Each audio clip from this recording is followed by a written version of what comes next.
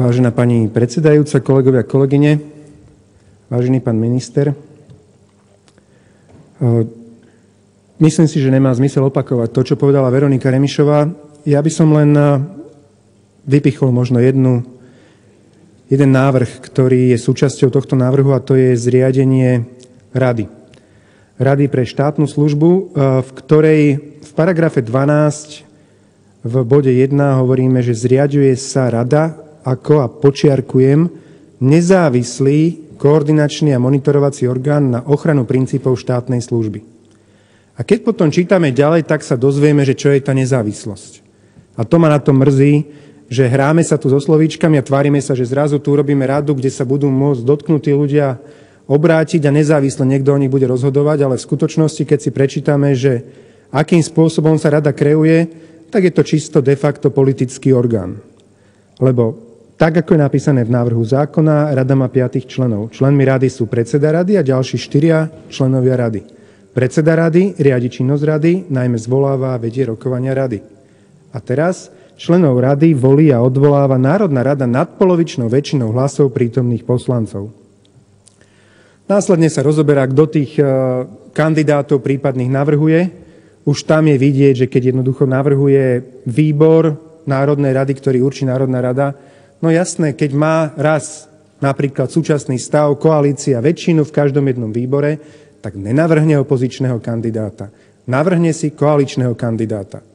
A potom následne tu v pléne budeme hlasovať akože o nezávislých členoch nezávislej rady pre štátnu službu. Prepáčte mi, divadielko. Tak ako to isté dnes na výbore pre nezlučiteľnosť funkcií zákon o ochrane verejného záujmu. Áno, týka sa to mňa.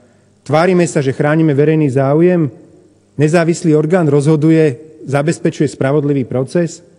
Väčšina, ktorú tu máte, a v tom konkrétnom výbore, kde ste si zvolili ústavnú väčšinu, 9 z 15 poslancov, politicky hlasovaním rozhodne o svojom opozičnom protipóle.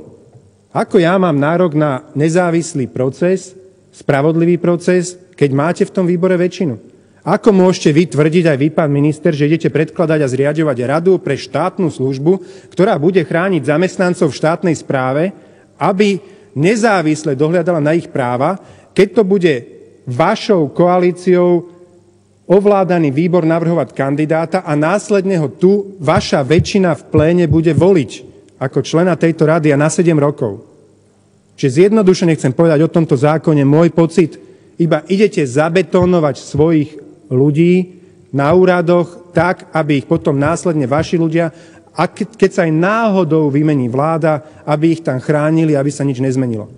Toto je podľa mňa cieľom novely, ktorú predkladáte, a všetko ostatné je bohapustá vata.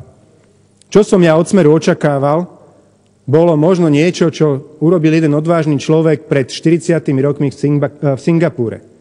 Singapur bola obyčajná rybárska osada, ale jeden, áno, možno osvietený človek a tak trošku diktátor si povedal, že z tej rybárskej osady urobí perlu tej časti Ázie, a to sa mu podarilo. Dnes myslím si, že nikto z nás nedokáže pochybovať nad tým, alebo nebude pochybovať nad tým, že Singapur je výstavná skriňa juhovýchodnej Ázie. A urobil to práve tým, že si povedal, že začnem od štátnych zamestnancov.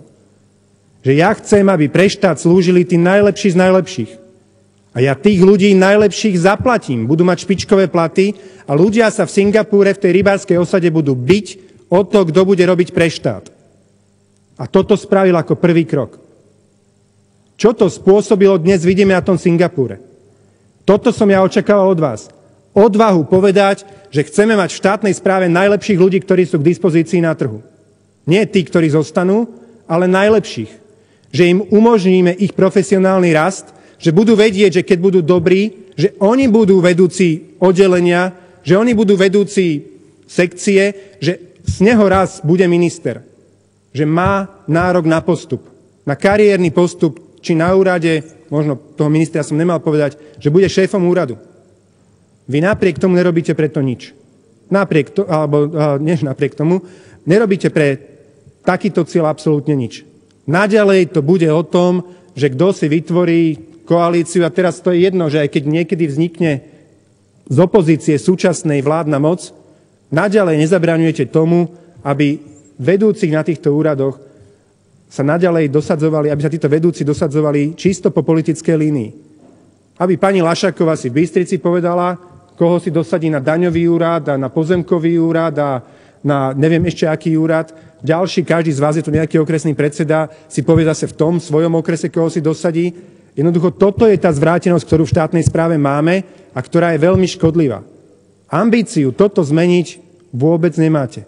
Zákon to nemení a iba tu kopu slov ste napísali, kopu peňazí ste určite minuli, ale ten podstatný problém, aby sme pritiahli do štátnej správy špičkových ľudí, dali im špičkové platy a následne očakávali aj špičkové služby a samozrejme dali im ten komfort, že najlepší z najlepších bude viesť ten ich úrad, na ktorom robia, túto ambíciu v tomto zákone vôbec nemáte. A preto vás vyzývam, choďte z kratšej cesty späť. Ak máte záujem urobiť naozaj profesionálnu štátnu správu na Slovensku, naše hlasy ľudí z našeho klubu pre takýto úmysel, aj chránený ústavným zákonom, určite by ste k dispozícii mali. Poďte, sadneme si za stôl a vymyslíme ústavným zákonom chránený zákon o štátnej službe, ktorá odreže všetky úrady od politiky. Kde ľudia na úradoch vôbec sa nebudú musieť strachovať, že kto teraz príde nový, kto vyhrá voľby, kto zostaví vládu, ale budú vedieť, že ich úrad vždy bude viesť ten najlepší človek. Budú vedieť, že robia za platy, ktoré sú konkurencieschopné tomu, čo by získali v súkromnom sektore, a budú vedieť to, čo som povedal už 3-krát, že ich úrad, v ktorom robia, bude vždy viesť ten najlepší človek pomedzi nich. Vtedy by som vás pochválil, ak takúto ambíciu by ste si dali. A ešte raz opakujem, verejnú ponuku. My neobchodujeme s našimi hlasmi. Ale ak ukážete, že vám naozaj ide o dobro, že chcete oddeliť štátnu správu od politiky, my sme k tomu k dispozícii kedykoľvek sa s vami o tom baviť. Poďme to urobiť a ochráňme taký zákon ústavnou zmenou alebo ústavným uzákonením. Slovensko a ľudia na Slovensku si zaslúžia profesionálny výkon štátnej služby, zaslúžia si profesionálnych úradníkov, ktorí budú mať ale za to aj profesionálne platy. Ak týmto ľuďom profesionálne platy dáme a budú profesionáli, tak ľudia budú mať profesionálnu službu. Nemáme na tom čo stratiť. Dnes, bohužiaľ, keď sa pozrete na súdy, vyšší súdni úradníci, však sa títo ľudia volajú, robia za 500-600 eur.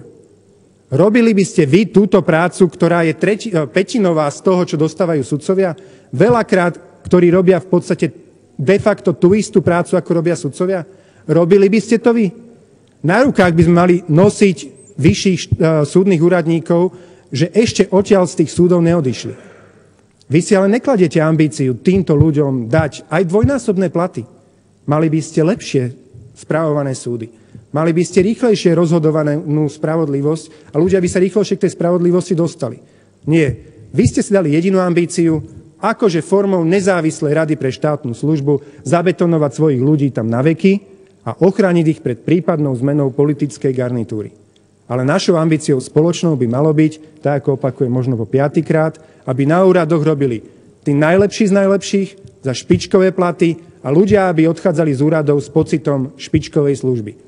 Vtedy môžeme prísť a povedať aj úradníkom, áno, bude vás o 20% menej, ale tie peniaze nie, že ušetríme a dáme Kaliňákovi, aby ich niekde rozkradol s Baštrnákom, ale použijeme ich na lepšie platy tých úradníkov, ktorí tam budú.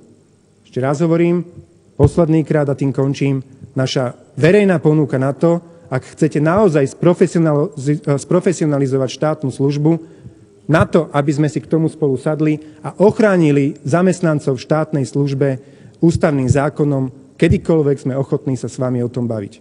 A rovnako ešte jeden príklad.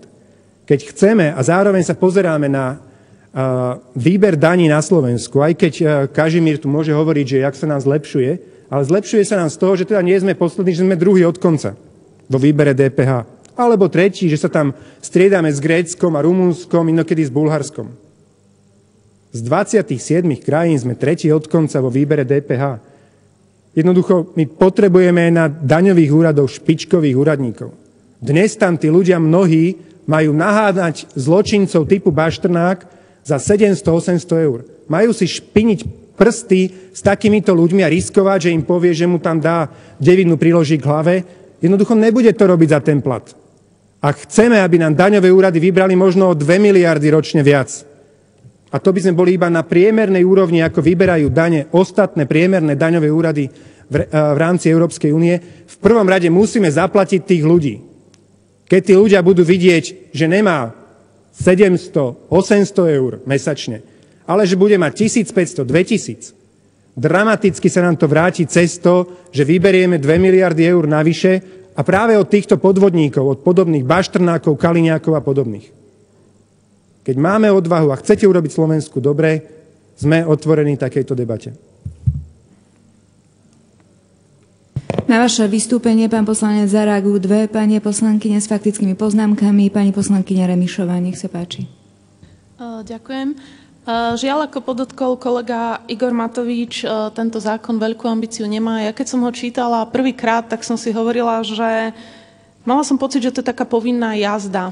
Potom som vlastne zistila, že áno, je to povinná jazda, pretože Európska komisia nás v odzokách núti k tomuto zákonu, je to súčasť partnerskej dohody, čiže my to musíme urobiť. A tak to aj vyzerá. No, keď to musíme urobiť, no dobre, tak urobíme tej Európskej komisie radosť a my ten zákon nejako už uťapkáme. A je to veľká škoda, pretože raz, keď ideme robiť tak veľký zákon a tak dôležitý zákon, ako je zákon o štátnej službe, tak mali by sme mať ambíciu dramatickým spôsobom zreformovať, ako štátna služba funguje. Je taký názor, že štvrtá revolúcia, ktorá sa uskutoční práve v riadení štátu a spôsobom, akým je štát riadený. A ak to máme urobiť, tak by sme mali mať profesionálnu, odbornú štátnu správu. Ešte len doplním, že keď som spomínala tú štúdiu OECD o verejnej správe na Slovensku, tak tam sa hodnotitelia z OECD čudujú, že je zaujímavé, že Slovensko vôbec nemá záujem o nejaké odborné analýzy, ktoré by potom na základe čoho by vyvíjalo politiky.